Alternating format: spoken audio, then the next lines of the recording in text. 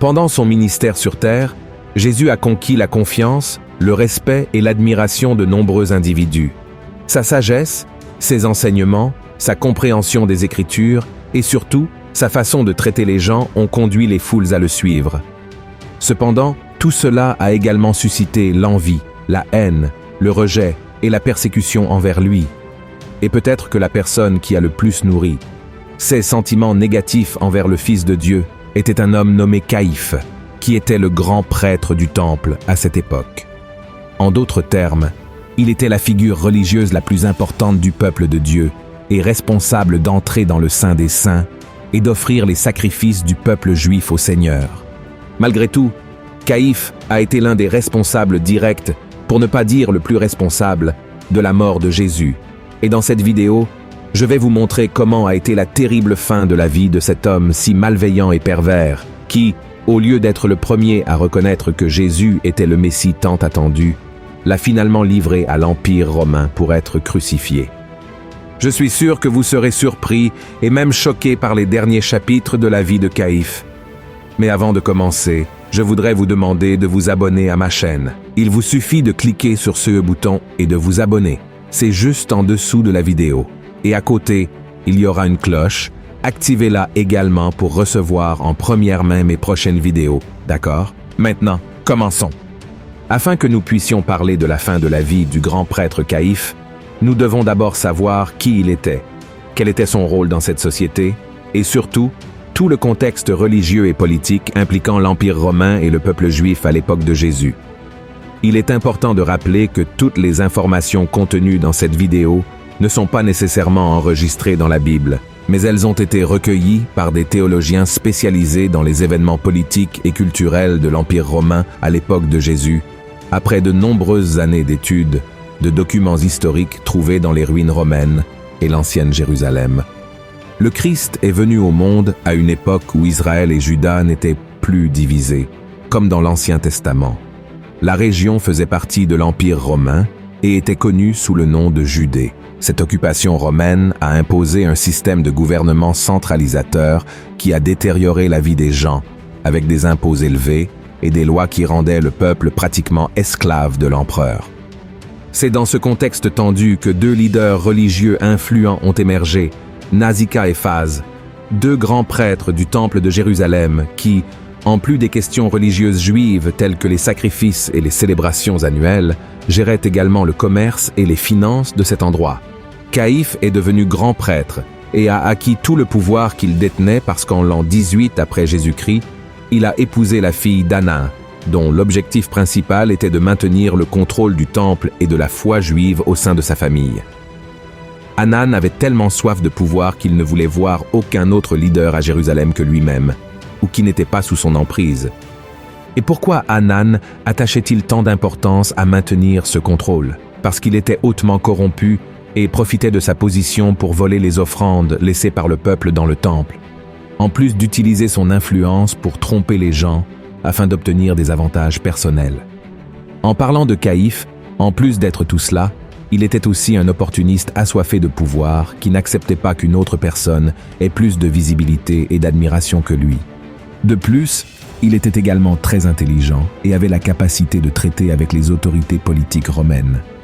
Cela en a fait un juif très respecté par l'Empire. Le fait est, frères et sœurs, que Caïphe et Anan n'aimèrent pas la façon dont les Romains gouvernèrent la Judée, mais ils avaient peur de perdre leurs privilèges. C'est pourquoi ils agissaient selon la volonté de l'Empire. Ainsi, ils faisaient tout ce qui était nécessaire pour maintenir l'ordre parmi les Juifs afin qu'ils ne se rebellent pas contre l'empereur et ne déclenchent pas une révolution. C'est précisément ce point qui nous amène à comprendre les actions de Caïphe et Anan en ce qui concerne l'arrestation, le jugement et la crucifixion de Jésus. De plus, ils faisaient partie d'une secte qui ne croyait ni en la résurrection des morts, ni en le jugement dernier. Deux messages que Jésus avait l'habitude d'enseigner aux personnes qui le suivaient pendant son ministère. En parlant de Jésus, il était un grand problème pour Caïphe et Anan, car ses enseignements et ses miracles attiraient de plus en plus de Juifs vers la foi qui deviendrait un jour le christianisme. Caïphe, Anan et d'autres leaders religieux étaient préoccupé par la possibilité que le charisme et la popularité de Jésus puissent conduire à une révolte populaire, car le peuple n'approuvait pas le gouvernement romain. Cela a pris encore plus d'ampleur après que le Seigneur a ressuscité Lazare. Regardez ce qui est écrit dans le chapitre 11 de l'Évangile selon Jean. Alors les principaux sacrificateurs et les pharisiens assemblèrent le Sanhédrin et dirent « Que ferons-nous? Car cet homme fait beaucoup de miracles. Si nous le laissons faire, tous croiront en lui, et les Romains viendront détruire et notre ville et notre nation. Regardez ceci, frères. » Cette peur a poussé Caïphe et d'autres leaders à élaborer un plan pour arrêter Jésus et le tuer. Seulement, ils savaient que cette arrestation ne pouvait pas être publique, car cela ne ferait qu'engendrer plus de révolte parmi le peuple. Ainsi, ils ont passé des mois à essayer de trouver un moyen de capturer cet homme, qui prétendait être le Fils de Dieu, avant que son influence ne devienne trop grande et ne représente une menace réelle. Pendant que Caïphe réfléchissait à la manière d'arrêter Jésus, il négociait avec les autorités romaines pour s'assurer que cet homme paierait pour ses prétendues erreurs de manière exemplaire et ne reviendrait pas vivre parmi les Juifs, car seulement ainsi, l'Empire romain serait à l'abri d'une révolution populaire. Jusqu'à ce qu'un jour, Caïphe et Anan voient dans la cupidité d'un des disciples de Jésus l'opportunité qu'ils attendaient tant pour l'arrêter. Après avoir discuté avec les leaders religieux, Judas Iscariote accepta de livrer son maître en échange de 30 pièces d'argent, qui vaudraient aujourd'hui environ 15 000 reuets. Le plan était déjà tracé. Judas conduirait Caïphe, Anan et les soldats romains pour arrêter Jésus la nuit, dans un endroit éloigné de la présence des gens qui le suivaient. Ainsi, il n'y eut pas le temps pour une révolte, mais le travail des prêtres n'était pas encore terminé. Ils se rendirent au Sanhédrin, qui était le conseil juif des leaders religieux, pour justifier la condamnation de Jésus et manipuler ces hommes afin qu'ils acceptent l'accusation portée contre le Christ. Ensuite, Caïphe se rendit chez Ponce Pilate, qui était le préfet de la Judée et représentant de l'Empire romain dans cette région, pour accuser Jésus et demander une décision qui aboutirait à la crucifixion. Et alors, lorsque Pilate interrogea Jésus, celui-ci ne se défendit pas et dit même quelque chose de surprenant à propos de Caïphe. Voyez ce qui est écrit dans Jean chapitre 19. Pilate lui dit « Est-ce à moi que tu ne parles pas? Ne sais-tu pas que j'ai le pouvoir de te crucifier et que j'ai le pouvoir de te relâcher ?» Jésus répondit « Tu n'aurais sur moi aucun pouvoir s'il ne t'avait été donné d'en haut. C'est pourquoi celui qui me livre à toi commet un plus grand péché. » Regardez ceci, frères. Jésus a dit que Caïphe subirait des conséquences terribles parce qu'il n'allait pas seulement à l'encontre d'un homme innocent, mais contre le Fils de Dieu lui-même. Comme Pilate ne croyait pas que Jésus représentait une quelconque menace pour Rome, et encore moins qu'il avait commis quelque chose qui méritait la peine de mort, Caïphe, Anan et d'autres religieux du temple se rendirent auprès du peuple pour l'encourager à demander l'exécution de cet homme. Et c'est ainsi que cela s'est produit. Pilate proposa de crucifier Barabbas, un bandit dangereux de l'époque, en échange de Jésus, mais le peuple refusa. Alors, ce Romain lava ses mains, et Christ fut condamné et mis à mort. Mais l'implication de Caïphe avec Jésus ne s'arrête pas là.